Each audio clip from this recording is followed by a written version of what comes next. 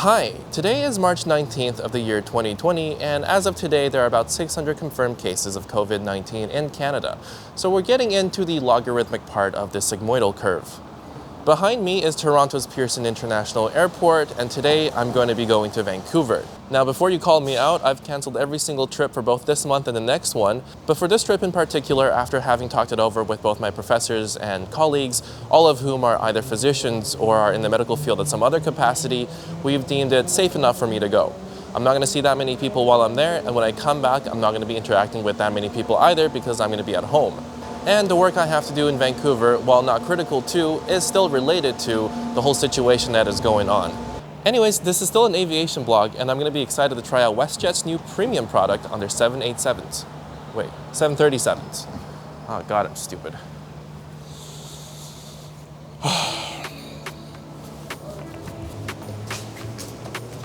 I've been using this as a tripod stand. It's a pretty good idea.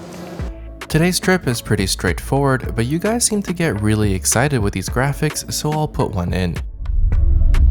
My perilous journey starts in Terminal 3 of Toronto's Pearson International Airport. Getting here during the best of times is relatively easy with the Union Pearson Express, a train service that runs between Terminal 1 and Union Station with 2 stops in between to connect to the subway and streetcar network, what we call the TTC, which stands for the Toronto Transit Commission or the Toronto Tardiness Commission. Both are accurate. These days, however, as we are experiencing a plague, cars might be a slightly safer option in order to distance yourself from the menace that is the general public. Both Uber and Lyft operate in Toronto and the surrounding cities. Back at the airport, there are 2 terminals numbered 1 and 3. Each has separate areas for domestic, international, and transborder flights. The 2 buildings are linked with a monorail or a 15-minute walk through oncoming vehicular traffic. WestJet, along with almost every other airline that isn't Air Canada or its immediate group of Star Alliance friends, operates out of Terminal 3. Our route today is very uneventful. Absolutely nothing exciting whatsoever.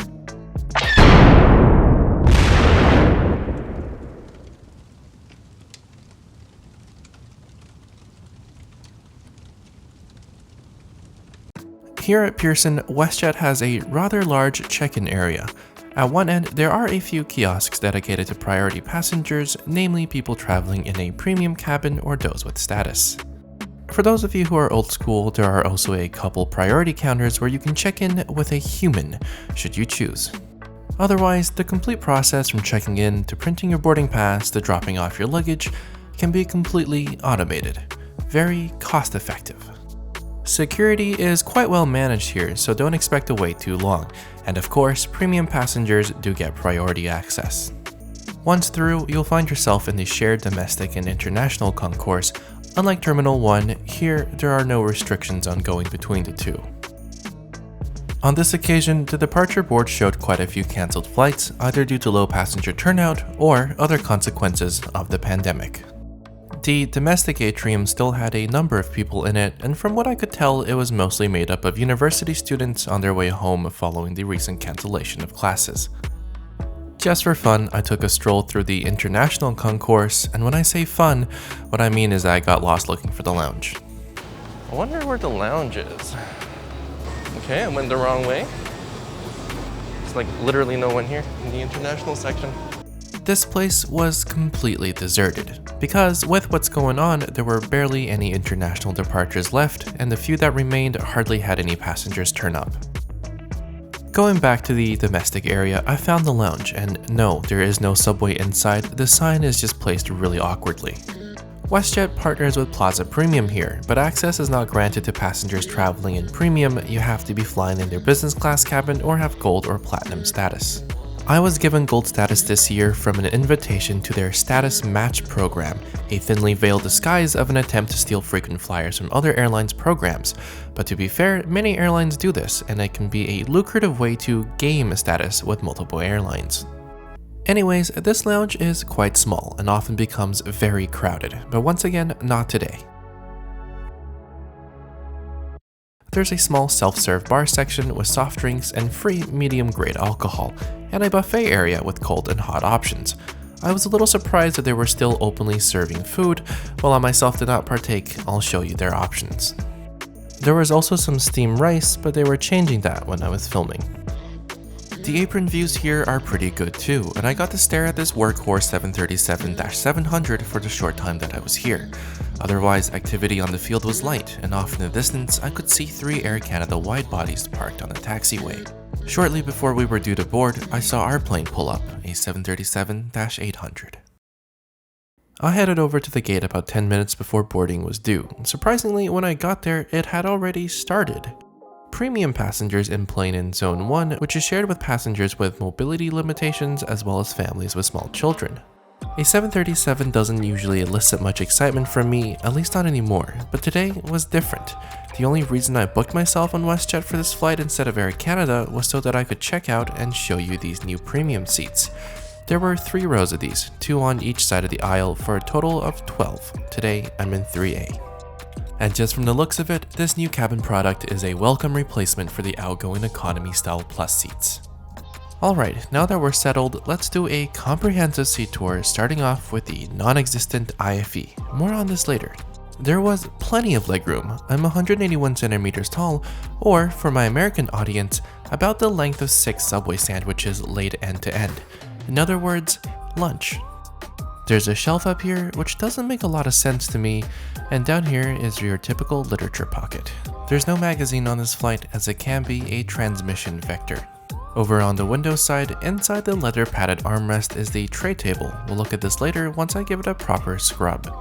Below the middle armrest is a small pocket, handy for storing random stuff so you don't lose it.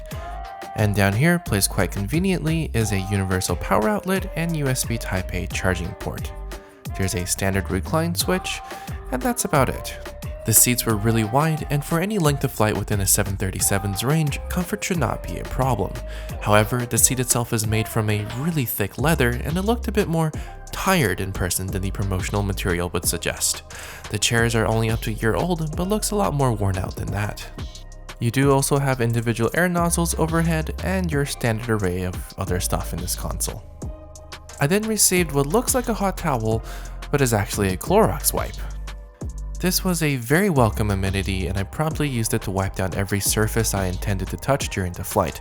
Not something I'd usually do. I typically leave the germ fighting to a combination of hand washing, my phagocytes, and other immune components. But these are special times. Despite WestJet's promise that the cabin is thoroughly cleaned between each flight, the tray table still had some leftover residue. Not really an issue for me, I fly enough United not to care anymore, but it might still bother some of you. After settling in, the flight attendants handed out menus. The service on this flight wasn't all that different from usual despite growing concerns of the coronavirus during this time. There were 2 choices of mains and a selection of beverages, hot, cold, alcoholic, or otherwise. And of course, flip the menu and you'll find the same thing en français. With the plane about half full, boarding was completed and we began pushing back. At this point, I got an urgent email, so I had to tend to that and didn't have any time to film any taxi or takeoff footage. But no worries, thanks to a trickery in the edit and a repository full of takeoff footage from Pearson, you won't even notice.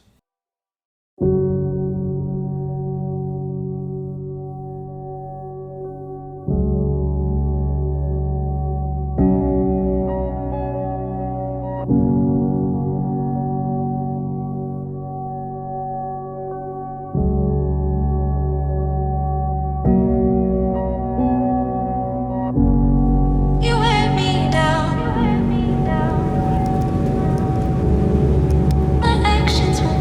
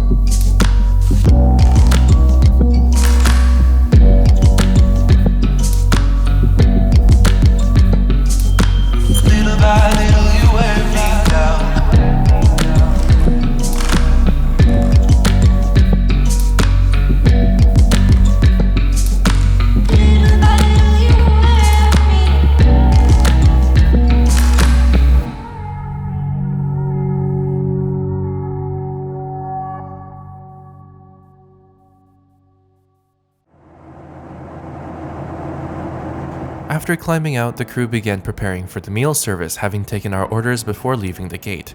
I used this time to be sensible and washed my hands. Welcome to the forward lavatory. As you can see, there is a sink in which you can wash your hands and a toilet in which you can deposit your bodily fluids. The rest of this place is grossly unremarkable, so I still don't understand why I get crucified every time I don't show the bathroom. Back at my seat, the service started with a drink. I asked for a gin and tonic and was promptly asked for a piece of ID to prove my age. Again, I get carded every single time I fly WestJet, so it would appear that this is company policy. So if you flatter yourself with looking even remotely underage, it might be a good idea to keep your ID handy if you want a drink. Oh, and the gin and tonic? It was pretty good. The meal came on a small tray, and I was given a kinda nice disposable paper napkin. The entree I chose was the beer braised Albertan beef. It was tender, saucy, and pretty good. The salad had some delightfully springy and light mozzarella balls, which went really well with the balsamic dressing. There was a small dessert, a maple blueberry cake. It was small, so I finished it too quickly and I don't really remember if it was good or not. Overall, while the flavors were pretty good, the portions weren't very big. The service though was very friendly and incredibly fast. The meals were served less than 20 minutes after takeoff. Alright, let's check out the in-flight entertainment, which is delivered through a Wi-Fi connection. You can access the internet with a paid package. The most expensive option was 33 Canadian dollars and gave you unlimited access for 24 hours. The speeds were good and I managed to buy some light bulbs. No relation. Alternatively, using their app or a simple local web address, you can connect to the in-flight media platform where you'll find a selection of movies and TV shows to stream. There's also a moving map, various forms of children's entertainment, and everything else you expect an iFeed to have. Unfortunately, despite these seats being brand new, there's really nowhere to place an iPad, neither in this awkward shelf nor the tray table. This means you have to stand it up on its own. During normal operations, WestJet do loan iPads to passengers in the premium cabin, and I think they have a way to prop it up on the shelf thing. With that said, given that they don't have built-in iFeed screens, it seems like an oversight not having some kind of mechanism to hold a tablet, especially since every other airline seems to be doing it these days. A little bit later into the flight, the FAs came around with these snack boxes which contained snacks. Now, a lot of you have reached out to me asking for advice on how to maximize the travel potential of your credit cards. So here's one of my top tips. In lieu of not being able to bring knives on board planes, use your credit card instead. It works remarkably well. Inside the goodie box, you'll find some flavored popcorn, chocolate, salted almonds, and a mint. I then asked for a glass of wine, drank it, and decided to take a nap. For this purpose, the seat reclines quite a fair bit.